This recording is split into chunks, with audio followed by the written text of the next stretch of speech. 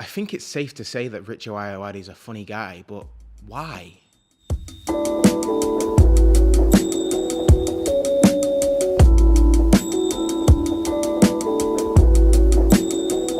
His nerdy persona on the IT crowd is funny. Whilst he won a BAFTA for being Maurice Moss, he's a fairly one-dimensional, trope-filled character. What are you laughing at? This flipping circuit board, Jen. Some chump has run the data lines right through the power supply. Amateur hour. I've got tears in my eyes. His time on panel shows him in his true glory. He's essentially untouchable, as many of his friends or colleagues don't even attempt to roast him or try and banter with him. Because not only can he undo a person with razor-sharp wit, I put he'd just had sexy times. Is that what it's called in your house? Yes, 6 o'clock to 6:15. he was also incredibly clever, studying law and then going on to be president of the Cambridge Comedy Club, known as Footlights, alongside alumni such as David Mitchell and John Oliver. His innate ramblings take us on an adventure we never really asked to get on, and by the time we realise we're on them, he's already switched the direction of his emphasis to something else. How you doing, Richard? You all right? I don't know, I've drifted off a bit, to be honest. But, I didn't, yeah. Didn't it? Generally. Do you think Good, they good, ate good. it Just up? checking in. Just Oh, to yeah, get yeah, me yeah. I'll tell you what, actually, it's very hard in our place to get the cold water pressure up. Do you know what I mean? In the shower, and it's just a nightmare. Oh, that's fine.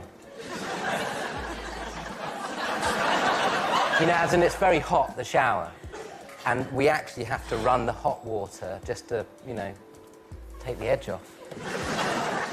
This isn't for Quite a you thing. lot, this is just the... Just checking in with how Richard's doing. Apparently the cold water pressure, Yeah. not great, but we'll try and... I guess we'll just have to, you know, soldier on. Sorry, I just made the mistake of genuinely responding to your question, which I thought was I thought that was an inquiry.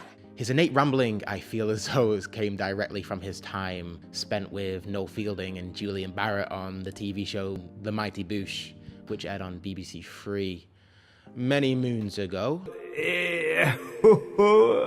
He will scathe someone in such a way that they may not even be sure if they're being complimented, being insulted, or anything in between. It's a container for jokes that is themed around film. So it's not about Richard Ayoade at all? No, any more than the Moose story by Woody Allen is about his grappling with wildlife. So... His certainty, combined with his perceived lack of confidence, often appears as the opposite, due to giving the impression that he's confident in this area of knowledge when all he is really doing is turning someone else's logic around on them and compounding this effect when the recipient replies. He's simultaneously intense and relaxed. Intense in his questioning, yet relaxed in his appearance and persona. That joker, fuck MC Hammer. Right. Did he say you can't touch that?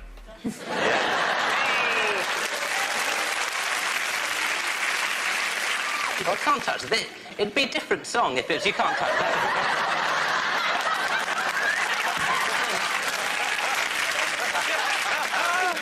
No. That's a whole different song. And my favourite moment of his is when he realises this and he uses it to his advantage and deviates from his usual trope. He knows he only has one attempt at this, as an outburst is so against his persona, but he nails it perfectly against an opposing personality, one that he would usually clash with or one that's usually cliche for someone of a nerdy persona to appeal to. By the way, Morton Harkett called. He wants his fucking jacket back. All right? I don't know anything. You don't know anything. You were born 20 minutes ago. Your hair's still wet from the fucking womb. All right. Richard, you keep... You don't. You've finished all my sweets. You know, it was 5 years of that. 5 long years. Every day I bought a tray of sweets, and a fucker like you took doing the exact thing I did. I worked hard in the morning to find that tray of sweets. Hey, I've got a tray, that's why they stole them. They were in Yes, they were uncovered. They were uncovered. I should have clean filmed them. You should have. I should have. And by the time I was 15, I clean filmed them. You should have learned to share, Richard, that maybe you I have can't more hear friends. the bloods in my ears now. They're still in good shape. No. Richard, would you like some tea? It's very hard for me to climb down from this energy. It's very hard. I don't know how to climb down. Look, have a cola bottle, you'll be fine. No. Thank you.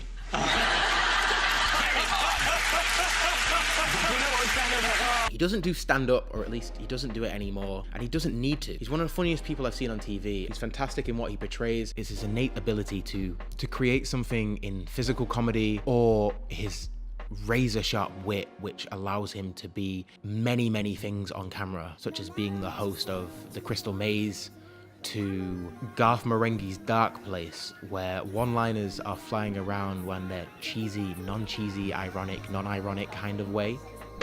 Uh-huh. Bye. Good gravy. A small bunch of objects are flying of their own accord in E-Wing. And apparently more objects are heading this way. Goodbye. Flying objects? It beggars belief. And whilst he directs music videos for the Arctic Monkeys, Vampire Weekend, the Yeah Yeah Yeahs, and Kasabian, I think it's his time directing and actually establishing and learning the camera, which makes him so funny. He knows what to do in it, he knows what's not funny out of it, and he knows how to play around with it. He's a physical actor whilst also being absolutely razor sharp with his tongue, and at the age of 40, I think he's just getting started. But Richard, thank you very much indeed for coming. Don't thank me, I've done nothing for you.